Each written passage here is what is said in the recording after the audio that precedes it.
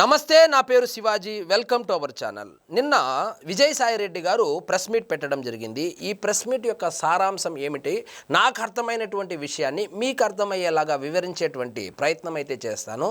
ఆ press meet యొక్క ముఖ్య ఉద్దేశం ఏంటంటే, ఆంధ్రప్రదేశ్లో జగన్మోహన్ రెడ్డి గారు అధికారంలో ఉన్నప్పుడు పెద్ద ఎత్తున మత మార్పిడులు జరిగాయి. పెద్ద ఎత్తున జగన్మోహన్ రెడ్డి గారు చర్చిల నిర్మాణానికి సహకారం అందించాడని చెప్పి నా మాటలు కాదండి, సాక్షాత్తు జగన్మోహన్ రెడ్డి గారి ఆత్మ అనేటువంటి విజయసాయి రెడ్డి గారే చెప్పారు. అంటే వీళ్ళిద్దరూ కలిసి పెరిగారు, కలిసి వ్యాపారాలు చేశారు, కలిసి జైలుకి వెళ్ళారు, కలిసి కుంభకోణాలు చేశారు, కలిసే ఎదిగారు కూడా. అలాంటి వాళ్ళ మధ్య ఎటువంటి గొడవలు వచ్చాయో మనకు తెలియదు. కానీ గొడవలు వచ్చినా కూడా, ఇప్పుడు ఇద్దరు స్నేహితులు ఉంటారు, విడిపోయిన తర్వాత ఆ స్నేహితుడి యొక్క పర్సనల్ డీటెయిల్స్ దాని మీద విడిపోయినటువంటి స్నేహితుడు అయితే కనుక దృష్టి పెట్టాడు. కానీ దృష్టి పెట్టాడంటే ఎంత డ్యామేజ్ చేసింటే, అంటే విజయసాయి రెడ్డి వైఎస్ఆర్సీపీ నాయకుడు అయినప్పటికీ కూడా భయపడితే అతను హిందువు కాబట్టి అతని మనసు కూడా ఎక్కడో గాయపడి ఇప్పుడు పుసుక్కున మొత్తం బయట పెట్టేశాడు. అంటే ఏమంటే, జగన్మోహన్ రెడ్డి గారు అధికారంలోకి వచ్చిన తర్వాత పెద్ద ఎత్తున, అంటే మత మార్పిడులు అంటే ఏంది, ఈ క్రిస్టియానిటీ తీసుకోవడం, అంటే ముఖ్యంగా ఈ ఎస్సీ ఎస్టీ సామాజిక వర్గాలను టార్గెట్ చేసుకొని, ముఖ్యంగా ఏజెన్సీ ప్రాంతాలు కావచ్చు, బాగా వెనుకబడినటువంటి ప్రాంతాలు ఏవైతే ఉన్నాయో ఆ ప్రాంతాలకు పెద్ద ఎత్తున ఈ పాస్టర్లను పంపించి, మీరు కనుక చూస్తే ఇంటర్లింక్ అనమాట, ఇదంతా ఒక కోర్సు, ఒక పద్ధతి, ఒక ప్లాన్ ప్రకారం చేశారు. మొదట్లో ఏం చేశారు, పాస్టర్లకు గౌరవ వేతనాన్ని పెంచాడు, విపరీతంగా పెంచాడు. పెంచి వాళ్ళని ఏం చేశారు, వాళ్ళు ఈ ఏజెన్సీ ప్రాంతాలు కావచ్చు, బాగా వెనకబడిపోయినటువంటి ప్రాంతాలు కావచ్చు, ఆర్థికంగా జగన్మోహన్ రెడ్డి గారు చెప్పినట్లు అంతంత మాత్రంగా ఉన్నటువంటి కుటుంబాలను టార్గెట్ చేసి వాళ్ళ ద్వారా మతాలను మార్పిడి చేపించి వాళ్ళను ప్రతి ఆదివారము చర్చిలకు రప్పించి అక్కడ ప్రార్థనలు చేయాల్సింది పోయి రాజకీయాలు చేశారు. సో అంటే మనం ఒకటి గుర్తుపెట్టుకోవాలండి, ఆంధ్రప్రదేశ్ పెను ప్రమాదం నుంచి బయటపడింది. సో ఈ కూటమి ఏర్పడడం వల్ల, జగన్మోహన్ రెడ్డి గారు ఓడిపోవడం వల్ల హిందూ మతం అనేది కాపాడబడింది. అదే జగన్మోహన్ రెడ్డి గారు కనుక 2024లో మరొకసారి కనుక గెలిచి ఉంటే ఆంధ్రప్రదేశ్లో ఒకప్పుడు హిందువులు ఉండేవాళ్ళు, నివసించేవాళ్ళు అని చెప్పి మన పిల్లలు పుస్తకాల్లో చదువుకునేటువంటి పరిస్థితి ఏర్పడేది. ఇవన్నీ నా మాటలు కాదండి, విజయసాయి రెడ్డి చెప్పినటువంటి మాటలను డీకోడ్ చేస్తే ఎవరికైనా 5వ తరగతి చదువుకున్నటువంటి వాళ్లకు కూడా ఈ విషయం క్లారిటీగా అర్థమవుతుంది. 5 రూపాయల కోసం పని చేసే వాళ్లకు అర్థం కాదు, కాబట్టి నేను చేసేది ఏమీ లేదు. సో ఇప్పుడు కనుక మీరు చూస్తే విజయసాయి రెడ్డి చెప్పినటువంటి విషయాలు ఏవైతే ఉన్నాయో వాటిని మనము మతం కోణంలోనే చూడకూడదు.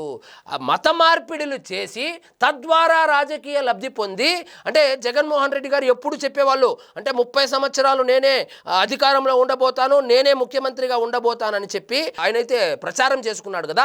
30 సంవత్సరాలు రాజకీయంగా ఆయన ఎదుగుదల కోసం, ఆయన ముఖ్యమంత్రిగా ఉండడం కోసం, అధికారంలో ఉండడం కోసం, ఆయన చేసినటువంటి పాపాలు కడుక్కోవడం కోసం, కేసుల నుంచి తప్పించుకోవడం కోసం ఈ మత మార్పిడులను వెపన్గా తీసుకున్నాడు. మతం మార్పించుకొని చర్చికి పిలిపించుకొని చర్చిలో బ్రెయిన్ వాష్ చేసి వాళ్ళందరినీ పార్టీ కార్యకర్తలుగా, ఓటర్లుగా మలుచుకునేటువంటి ప్రయత్నము 2019 నుంచి 2024 నుంచి పెద్ద ఎత్తున జరిగాయి. మీరు కనుక చూస్తే, మీరు విజయసాయి రెడ్డి చెప్పవలసినటువంటి పని లేదండి.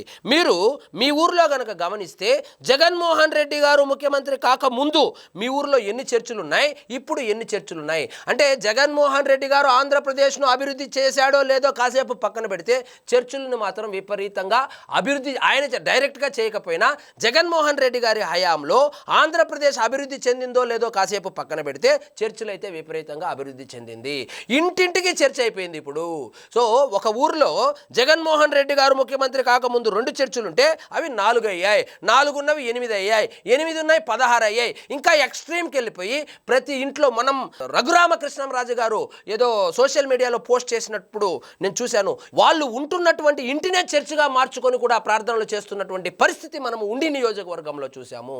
కాబట్టి ఈ కూటమి ప్రభుత్వం ఏర్పడడం వల్ల హిందూ సమాజం ముందుగా ఈ హిందూ మతం ఏదైతే ఉందో అది కాపాడబడింది జరిగింది అనేసి చెప్పుకోవచ్చును.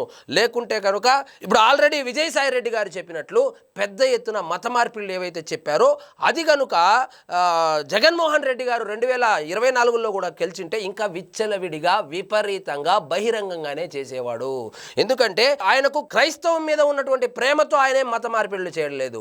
రాజకీయాలకు వాడుకోవడం కోసం, ఒక మతాన్ని రాజకీయాలకు కోసం వాడుకోవడం కోసం, ఒక ఓటు బ్యాంకును సృష్టించుకోవడం కోసం, 30 సంవత్సరాలు అధికారంలో ఉండడం కోసం వేసినటువంటి ఈ ఎత్తులో భాగమే ఈ మత మార్పిడులు. సో మీరు కనుక చూస్తే ఎక్కడా కానీ ఏ చర్చ్ మీద కానీ దాడి జరిగినటువంటి విషయం మనము 2019 నుంచి 24 వరకు మనం చూడలేదు. అదే రామతీర్థంలో రాముణ్ణి తల నరికేసినా జగన్మోహన్ రెడ్డి గారు పట్టించుకోలేదు. రథం తగలబెట్టినా పట్టించుకోలేదు. పిండి సింహాలు దొంగిలించబడినా పట్టించుకోలేదు.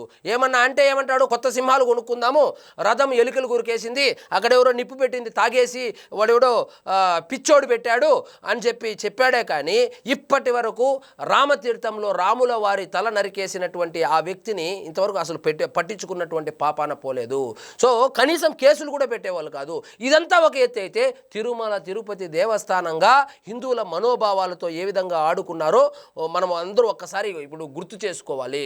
అప్పట్లో అంటే 2019కి ముందు తిరుమల తిరుపతి దేవస్థానం యొక్క వ్యవహార శైలి, అక్కడ అరేంజ్మెంట్స్ ఏ విధంగా ఉండేది, భక్తులకు సౌకర్యాలు ఏ విధంగా ఉండేది, జగన్మోహన్ రెడ్డి గారు ముఖ్యమంత్రి అయిన తర్వాత తిరుమల తిరుపతి దేవస్థానం నిర్వహణ కావచ్చు. నిర్వహణ ఏంటి, చైర్మన్లనే మతం మార్చుకున్నటువంటి వ్యక్తులను తీసుకొని వెళ్ళి చైర్మన్లుగా చేసి అంటే అక్కడ ఉన్నటువంటి అన్య మతస్థులను అక్కడ ప్రోత్సహించారంటే హిందువులను ఎంత గ్రాంటెడ్గా తీసుకున్నాడు జగన్మోహన్ రెడ్డి అనే విషయము మనకి ఇట్లే అర్థమవుతుంది. తప్పు ఇక్కడ జగన్మోహన్ రెడ్డి గారిది కాదండి, తప్పు ఖచ్చితంగా హిందువులదే అండి. ఎందుకంటే వాళ్ళు కులాల పరంగా, పార్టీల పరంగా, హీరో ఫ్యాన్స్ పరంగా విడిపోయి ఉంటారు కాబట్టి వాళ్ళలో ఐక్యమత్యం ఉండదు. కాబట్టి జగన్మోహన్ రెడ్డి గారు పెద్ద ఎత్తున హిందువులను టార్గెట్ చేయడం జరిగింది. సో వాళ్ళు ఏ రోజైతే ఐక్యమత్యంగా ఉంటారో అప్పుడు మాత్రమే ఇలాంటి మత మార్పిళ్ళు కావచ్చు, ఈ విధంగా మత మార్పిళ్లకు ప్రోత్సహించేటువంటి రాజకీయ నాయకుల్ని ఎదుర్కోవడానికి ఒక అవకాశం ఉంటుంది. కాబట్టి హిందువులు దయచేసి ఒకసారి ఆత్మ పరిశీలన చేసుకోండి. ఇది నేను చెప్పిన విషయం కాదు, జగన్మోహన్ రెడ్డి గారికి ఆత్మ అత్యంత సన్నిహితుడైనటువంటి, కలిసి తిరిగి, కలిసి పెరిగి, కలిసి రాజకీయాలు చేసి, కలిసి దోచుకున్నటువంటి విజయసాయి రెడ్డి వచ్చి జగన్మోహన్ రెడ్డి గారి గురించి ఆరోపణలు చేయడం జరిగింది. కాబట్టి దయచేసి ప్రతి హిందూ ఎవరైతే ఉన్నారో ఆంధ్రప్రదేశ్లో ఒకసారి గమనించండి పరిస్థితి ఏ విధంగా, అప్పుడు ఏ విధంగా ఉండేది, ఇప్పుడు ఏ విధంగా ఉంది. మరొకసారి జగన్మోహన్ రెడ్డి గారు కనుక గెలిచింటే ఆంధ్రప్రదేశ్లో ఏ విధంగా మత మార్పిళ్ళు జరిగేది, అసలు హిందూ మతం అనేది ఆంధ్రప్రదేశ్లో ఉండేదా అనేటువంటి విషయాన్ని ఒకసారి ఆత్మ పరిశీలన చేసుకోండి. సో ఇదండి ఈరోజు మన టాపిక్. మీకు ఈ వీడియో నచ్చినట్లయితే లైక్ చేయండి, షేర్ చేయండి, ఛానల్ మాత్రం సబ్స్క్రైబ్ చేసుకోవడం మర్చిపోవద్దు.